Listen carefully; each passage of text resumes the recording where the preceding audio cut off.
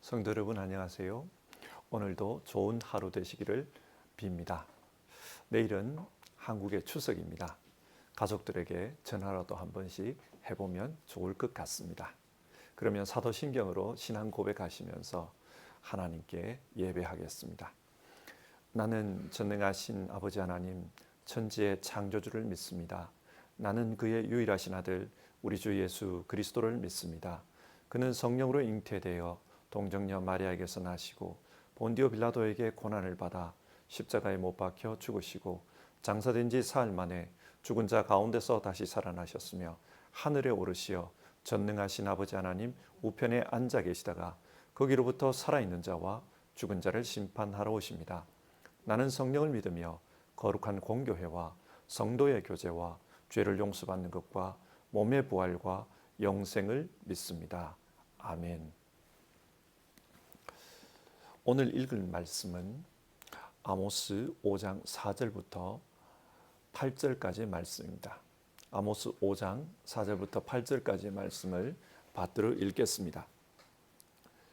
나 주가 이스라엘 가문에 선고한다. 너희는 나를 찾아라. 그러면 산다.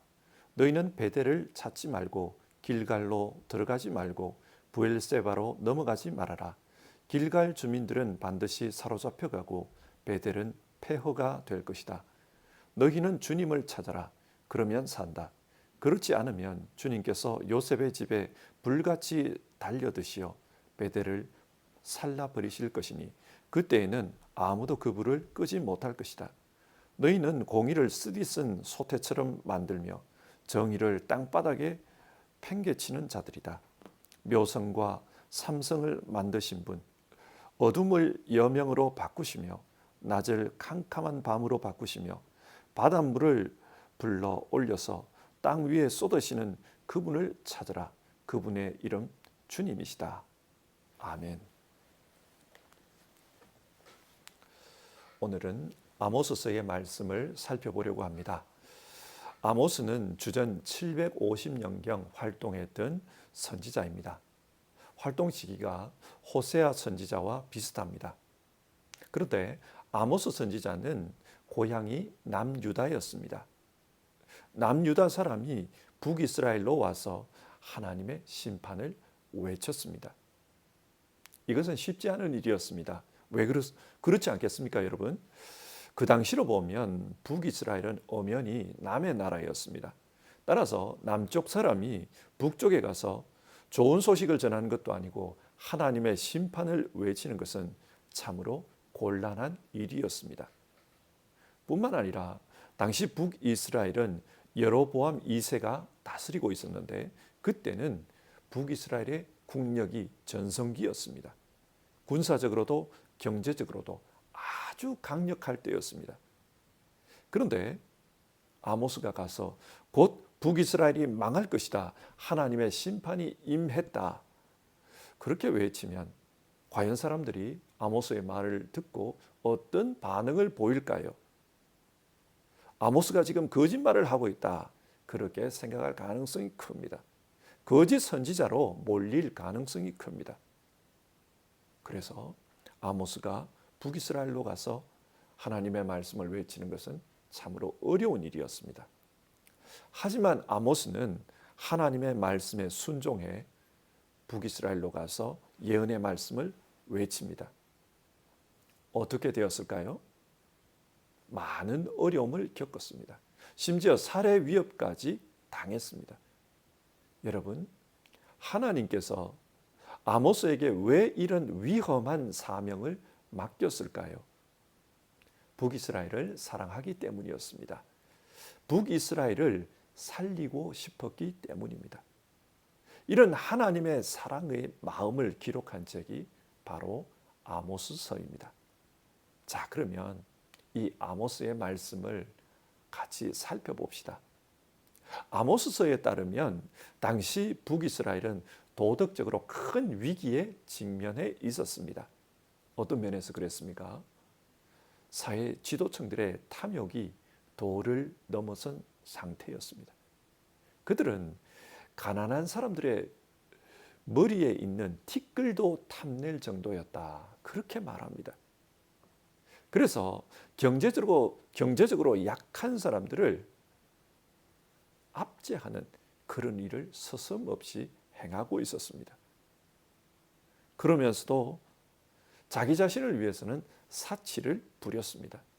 겨울 별장, 여름 별장을 따로 만들었습니다. 그리고 그 별장을 상아로 꾸며놓았다. 그런 말씀이 나옵니다. 아주 호화롭게 살았다는 말입니다. 뿐만 아니라 매일 잔치를 벌이며 세상의 향락을 즐겼습니다. 온갖 악기를 연주하는 가운데 매일 저녁 술 파티를 벌였던 것입니다. 4장 1절을 보면 귀부인들이 가난한 사람들을 짓밟으며 남편들에게는 술을 가져오라 그렇게 졸랐다는 내용이 나옵니다. 도덕적으로 아주 부패해 있었던 그런 사회였습니다. 또 사회 지도층들은 정의를 짓밟으며 살았다고 합니다. 사회 지도층들은 진실을 말하는 사람들을 싫어했습니다. 바른 말을 하는 사람, 옳은 말 하는 사람들을 짓밟았다고 합니다. 요즘식으로 말하면 언론 탄압을 한 것입니다.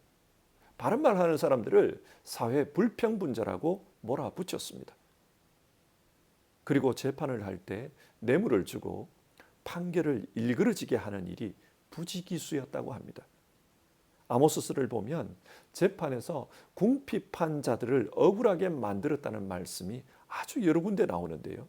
우리식으로 말하면 유전무죄, 돈이 있으면 무죄, 무전유죄, 돈이 없으면 없는 죄도 유죄. 그런 풍조가 만연해 있었다는 말입니다.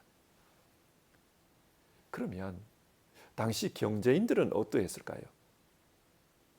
부자 상인들의 경우 하나님의 절기 때문에 안식일 때문에 장사를 못하게 되면은 그것을 못마땅하게 여겼다는 거예요. 하나님의 절기나 하나님의 안식일을 못마땅하게 여겼습니다. 그래서 절기나 안식일이 빨리 지나가면 좋겠다 그런 마음을 가지고 있었다고 하고, 또 이런 절기 때문에 장사를 못해서 경제적으로 손해를 입으면 그 손해를 보충하기 위해서 온갖 악행을 저질렀다는 겁니다. 어떤 악행일까요? 8장 5절과 6절을 보면 되를 줄이고 추를 늘렸다는 말이 나옵니다. 저울을 속여가지고 부정을 저지른 것입니다. 부정한 방식으로 돈을 모은 겁니다. 뿐만 아니라 찌꺼기 밀까지도 팔아먹자 이런 말이 나오는데요. 오늘날의 용어로 바꾸면은 불량품을 만들어서 큰 이익을 취하겠다는 뜻입니다. 이렇게 부자들이 경제 행위를 하면서 부정이 판치고 있었습니다. 이 사람들은 돈을 벌기 위해서라면 노예 매매도 서슴지 않았습니다.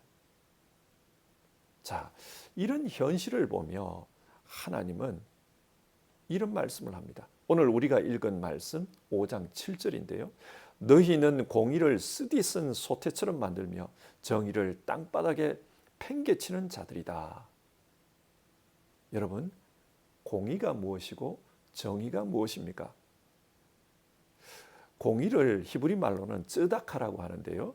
쯔다카는 하나님과 올바른 관계를 가지는 것을 의미합니다. 하나님과 올바른 관계가 어떤 것입니까? 하나님께서 우리의 주님이십니다. 하나님을 나의 주인으로 믿기 때문에 그 하나님의 말씀에 따라 올바르게 살려고 하는 것, 그것이 공의입니다. 이것을 현실에 적용해 보면 공의는 사랑을 베푸는 것, 자비와 긍휼을 실천하며 사는 것으로 나타납니다. 하나님은 모든 인간을 하나님의 형상으로 만드셨습니다. 비록 인간 세상에는 계급이 있고 계층이 나누어져 있지만 하나님이 보실 때는 모두가 하나님의 형상입니다. 하나님의 자녀들입니다. 그런데 인간이 좀 더 가졌다고, 자기 손에 좀 더 큰 권력이 있다고 약한 자를 무시하고 짓밟는 것, 하나님은 그것을 싫어하십니다. 약한 자들도 하나님의 형상으로서 사람답게 살 수 있도록 대우해 주는 것, 그것이 바로 공의입니다. 사랑을 실천하는 것, 자비와 긍휼을 베푸는 것, 그것이 공의입니다. 그러면 정의는 무엇입니까? 정의라는 말은 히브리 말로 미슈파트인데 이 말은 법정에서 사용되던 용어입니다. 법을 공정하게 집행하는 것, 그래서 만민이 법 앞에서 평등하게 살 수 있도록 하는 것, 그것이 정의입니다. 여러분, 법이 왜 생겼습니까? 일상을 살다 보면 내게는 유리한데 남에게는 피해가 되는 그런 경우가 발생합니다. 기본적으로 인간은 이기적입니다. 그래서 자기에게 유리하면 남에게 피해가 가도 눈 감아버려요. 특별히 힘이 있는 사람의 경우 자기에게 유리한 행동을 하는 것, 그게 왜 문제냐, 그런 식으로 반응합니다. 그렇게 하면 힘없는 사람은 가만히 앉아서 억울한 일을 당할 수 있습니다. 하나님께서는 이런 억울함이 생기지 않도록 율법을 우리에게 주신 것입니다. 그 율법을 통해서 모든 사람이 공정하게 살 수 있도록 해 주셨습니다. 이 율법이 공정하게 집행되도록 하는 것, 그것이 정의입니다.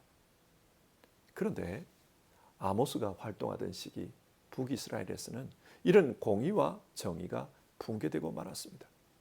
앞에서도 살펴본 바와 같이 부자들이 가난한 자들을 억압하고 착취했습니다. 권력자들이 약한 사람들을 짓밟고 그들의 부를 착취해서 자기들이 사치를 누리며 살았습니다. 경제적으로도 마찬가지였습니다. 그리고 법정에서도 힘을 가진 사람들이 재판을 일그러지게 하게 했습니다. 공의와 정의가 붕괴된 사회였습니다. 그러면서도 이들은 자신들의 이 악행이 어떻게 하면 이 악행을 어떻게 하면 면할 수 있다고 생각했는가? 하나님께 제사만 드리면 된다고 생각했습니다. 제사만 드리면 하나님께서 자신들의 죄를 용서해 주실 것이다, 그렇게 생각했습니다. 그들은 제사 만능주의에 빠져 있었습니다. 진정으로 뉘우치는 마음이 없어도 제사만 드리면 하나님이 용서해 주신다, 그런 생각을 하고 있었던 것입니다. 그래서 아모스 5장 22절을 보면 하나님께서 이런 말씀을 하십니다. 너희가 나에게 번제물이나 곡식제물을 바친다 해도 내가 그 제물을 받지 않겠다. 너희가 화목제로 바치는 살찐 짐승도 거들떠보지 않겠다. 하나님은 사람들이 드리는 그 제사를 받지 않겠다고 하십니다. 왜냐? 참된 회개를 하지 않고 제물만 드리기 때문입니다. 그러면서 참된 회개를 하려면 어떻게 하라고 하십니까? 아모스 5장 24절의 말씀인데요. 공의가 물처럼 흐르게 하고 정의가 마르지 않는 강처럼 흐르게 하여라. 하나님은 공의와 정의를 요구하십니다. 그러나 이스라엘 백성은 이런 하나님의 요구에 응답하지 않았습니다. 오히려 이런 말씀을 외치는 아모스를 죽이려고 했습니다. 그래서 하나님은 북이스라엘에게 심판을 확정했습니다. 심판을 내리겠다 확정하셨어요. 아모스서를 읽다 보면은 5개의 환상이 나오는데요. 이 환상이 무슨 의미냐? 병충해와 가뭄이 임할 것이라는 겁니다. 도시가 망가지고 경제가 붕괴될 것이다, 그런 말씀입니다. 그리고 마지막에는 하나님을 섬기는 제단도 무너질 것이다. 북이스라엘 사람들이 포로로 끌려갈 것이다. 그런 의미의 환상이었습니다. 그런데 여러분, 하나님께서 이렇게 망할 것을 선포하기 위해 그 위험한 곳에 아모스를 보낸 것일까요? 아닙니다. 북이스라엘이 지금 망할 수밖에 없는 상황이라는 것을 선포합니다. 그러면서 동시에 이렇게 하면 살 수 있다, 살 길도 가르쳐 줍니다. 그 살 길이 무엇입니까? 그것이 바로 오늘 우리가 읽은 성경 말씀입니다. 아모스 5장 4절, 너희는 나를 찾아라. 그러면 산다. 하나님을 찾으라고 합니다. 그러면 살 것이라고 해결책을 가르쳐 주셨습니다. 그러면 여러분, 하나님을 찾는다는 것이 무엇입니까? 하나님을 찾는다는 것은 성전이나 성소를 방문하는 것이 아닙니다.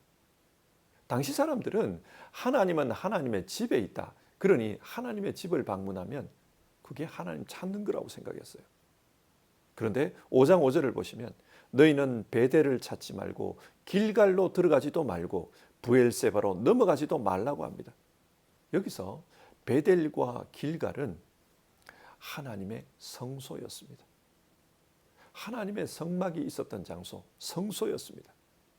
그러니까 사람들이 볼 때는 하나님의 임재가 나타났던 거룩한 장소이니까 거기에 가면 하나님 만날 수 있다고 생각했어요.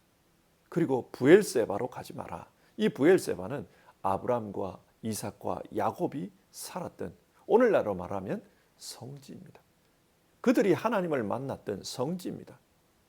하나님을 찾는 것은 성지 순례를 하는 것처럼 어떤 특정한 장소, 신성한 장소를 방문하는 것이 아니라는 겁니다. 그러면 무엇입니까? 8절을 보시면 천지를 만드신 하나님, 그 하나님을 찾으라고 합니다. 그 하나님을 찾아가서 하나님과 올바른 관계를 세우는 것, 그것이 하나님을 찾는 것입니다. 하나님과 올바른 관계를 세우는 것. 이것을 오늘 우리가 살펴본 성경 용어로 바꾸면 공의를 세우는 것입니다.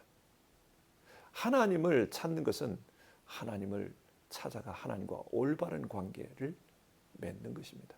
공의를 세우고 정의를 세우는 것입니다. 흔히들 아모스서의 중심 구절을 공의를 물같이 정의를 하수같이 흐르게 하여라. 5장 24절의 말씀이라고 합니다. 맞습니다. 하나님을 찾는 것, 그게 뭐냐? 공의를 물같이 정의를 하수같이 흐르는 것, 그것이 바로 하나님을 찾는 것입니다. 여러분, 회개가 무엇입니까?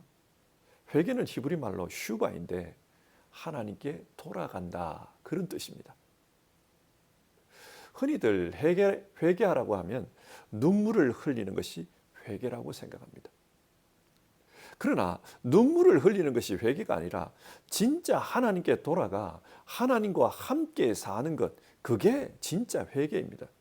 그런데 죄악의 삶을 살다가 하나님께로 돌아가려고 하니 눈물이 나는 게 사실입니다.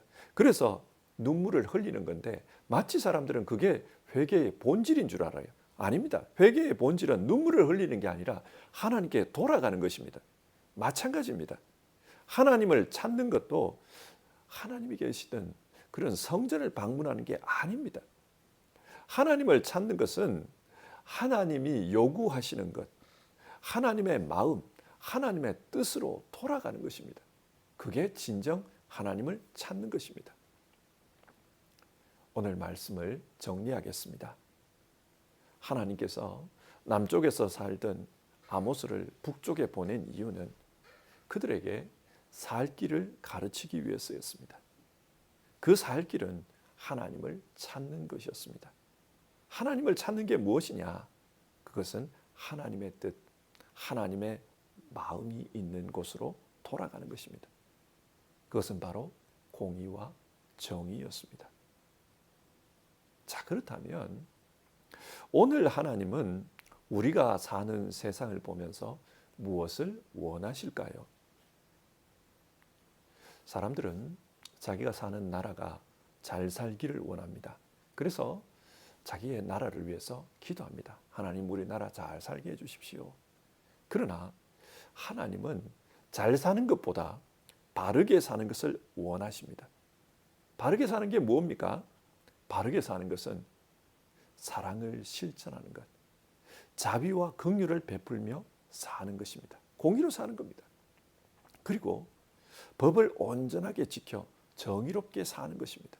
하나님은 이런 세상을 원하십니다. 사랑하는 성도 여러분, 우리가 앞으로 우리가 사는 세상을 위해서 기도할 때 잘 살게 해달라고 기도하기보다는 바르게 살게 해달라고 기도합시다. 공의와 정의가 흐르는 그런 세상이 되게 해달라고 기도합시다.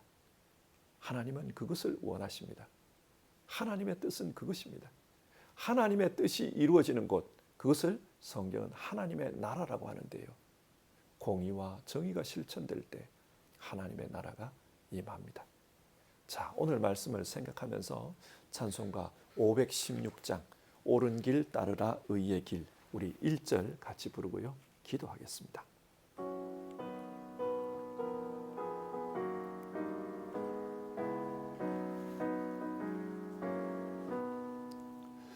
옳은 길 따르라 의의 길을, 세계 만민의 참된 길, 이 길 따라서 살기를 온 세계에 전하세.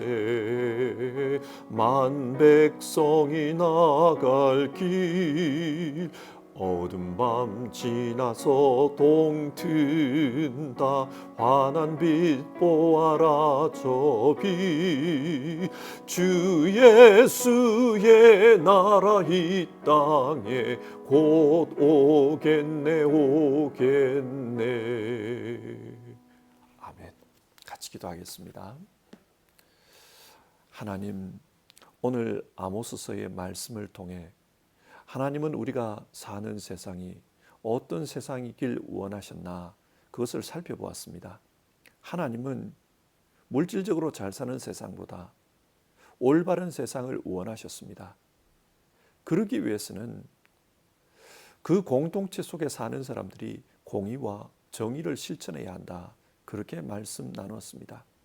하나님, 우리 믿는 자들이 우선 이 일에 본이 될 수 있게 하옵소서. 우리가 이 땅에 살면서 하나님의 공의와 정의를 실천할 수 있게 하옵소서.